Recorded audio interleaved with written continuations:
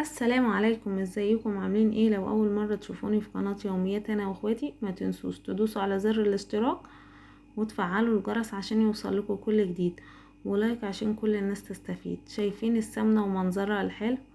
بجد بجد يعني منظرها كويس جدا وطريقتها اسهل واسهل. شايفين منظر السمنة وتتقطع معايا خرط؟ تقدري يعني بقت حاجة سهلة اوي ان احنا نقدر دلوقتي نعمل سمنة في البيت يعني، ونوفر في الايام الصعبة اللي احنا فيها. علبة السمنة دلوقتي بقت ب150 وب250، ده السمنة العادية خالص. وحتى السمنة الفلاحي بقت تعدي دلوقتي، يعني ما عادش حد قادر يشتري الحاجات دي دلوقتي، فبقينا مضطرين ان احنا نعملها في البيت. يلا بينا نشوف الوصفة مع بعض. هنجيب كوباية من اللبن او ربع كيلو لبن على ربع كيلو من السمنة. عندك بقى سمنة صفرة، سمنة علب، اي سمنة موجودة عندك في البيت تقدري ان انت تعمليها. هي الوصفة سهلة جدا ومش هتاخد معانا وقت ولا مجهود ولا اي حاجة، كل حاجة وانت واقفة كده وخلاطك شغال وتقدري ان انت تعمليها. هنضرب اللبن والسمنة مع بعض كويس جدا. بعد كده هجيب كوباية من الزيت، نفس المعيار برضو، ربع كيلو زيت زيهم. انا على وزنها عامة جبت ربع كيلو سمنة وربع كيلو زيت وربع كيلو لبن.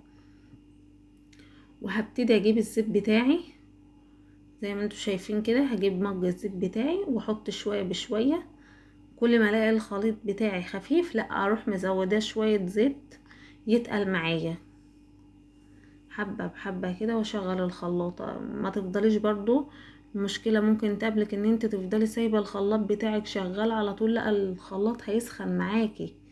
هجيب الزيت اهو واحط شوية كمان، وبعد كده اشغل الخلاط بقى يبتدي يضرب معايا لحد ما السمنة تتقل معايا كده.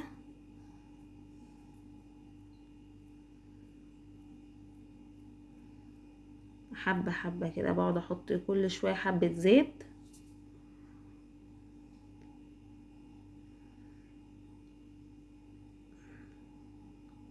اشغل الخلاط بتاعي واريحه كده. حطيت اخر، يعني يعتبر حطيت الربع كيلو زيت كله، اخر حبة حطيتهم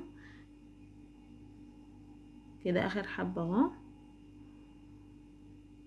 كده. المج بتاعي خلص اهو زي ما انتوا شايفين. يبقى انا حطيت ربع كيلو زيت، ربع كيلو لبن، ربع كيلو سمنة. اي سمنة بقى عندك، سمنة صفرة حطيها، عندك سمنة علب حطي، سمنة فرن اللي موجودة عندك. بعد كده هجيب نص ليمونة واعصرها عليه، وابتدي اشغل بقى الخلاط بتاعي يضربها لحد ما تبقى معايا كريمة كده وتقش، تبقى ناعمة جدا. برضو لو انتي لقيتيها لسه فيها سنة خشونة، لا سيبي الخلاط لحد ما ينعمها خالص معاكي. مش تستعجلي عليها وتقولي لا ده خلاص خلصت، لا هتفضلي سايباها لحد ما الخلاط ينعم. بعد كده هجيب الخل بتاعي واحط معلقتين من الخل، ادي واحد وادي المعلقة التانية.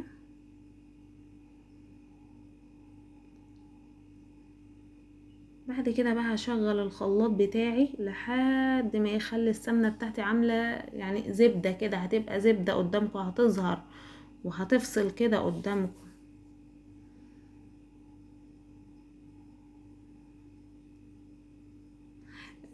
بصوا يا بنات، هي طريقة السمنة دي حلوة جدا وسهلة جدا ونفعت. مش هقول لكم ليه ما نفعتش، هي على قد يعني، هي ما نفعتش في حاجات كتير، بس نفعت في حاجات وحاجات، يعني مش هتنفع في الاكل كله. انا جربت الوصفة عجبتني، لقيت الفيديو عامل يعني ناس عاملة الطريقة دي طالعة ترند، يعني جايبة مشاهدات عالية، فقلت اجرب الوصفة. عجبتني الوصفة بس على قد ما عجبتني يعني فيها مميزات وفيها عيوب برضو زي ما انتوا شايفين كده. لسه هشغل، ما هي كده مكعتلة معايا شوية، لا انا عايزاها تزيد حلاوة اكتر، بس حلاوة افضل مشغلة الخلاط لحد ما تبقى معايا كريمي خالص. اوريكم منظرها، شوف منظرها وهي في الخلاط. شوفوا ابتدت تنعم معايا زيادة عن اللزوم زي ما انا عايزة اهو. ادي منظرها.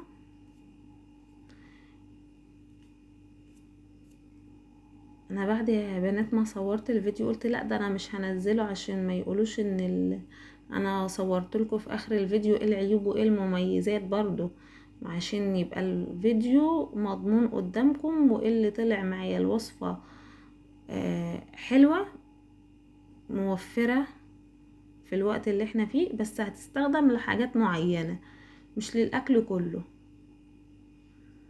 اجيب علبة التلاجة كده، احط في قلبها كيس، وهحط السمنة بتاعتي ليلة كاملة في قلب الفريزر، وتاني يوم هجيبها زي ما انتوا هتشوفوا كده واقطعها قدامكم وتختبريها بقى تاني يوم. انت وحظك، ممكن ان انت لو عملتيها ما ت... ما تعملش اللي هتشوفوه في اخر الفيديو ده.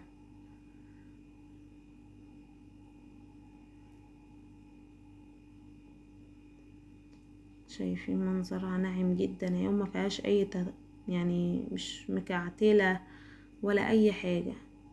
ده منظرها بعد ما خرجت من الفريزر. بعد كده بقى يا بنات هنجربها مع بعض.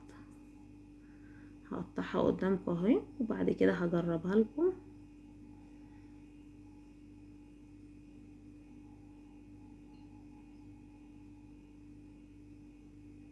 شايفين التقطيعة؟ تقطع معاكي سهلة جدا، وبسم الله ما شاء الله عليها، يعني حلوة برضو.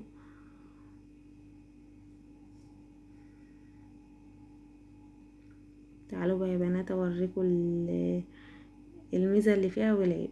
العيب بقى اللي فيها ايه يا بنات؟ ان انتي مش هتقدري تعملي بيها، تقلي بيها بيض او تستخدميها في طبيخ. انتي هتقدري بس تستخدميها في عمايل حلويات. تعملي صينية مكرونة مش هتبان، صينية رقاق مش هتبان معاكي. آه يعني الحاجات دي. انما شايفين هي بتفرقع معايا ازاي؟ دي المية اللي كانت في اللبن ما فصلتش، وشوفوا بتحرق معايا في الاخر ازاي. فما اجي اعمل بيها اي طبخة مش هينفع، الحراويق دي هتبان في الاكلة. اهم حاجة لو عجبكم الوصفة ما تنسونيش في الشير واللايك والاشتراك عشان يوصل لكم كل جديد. السلام عليكم.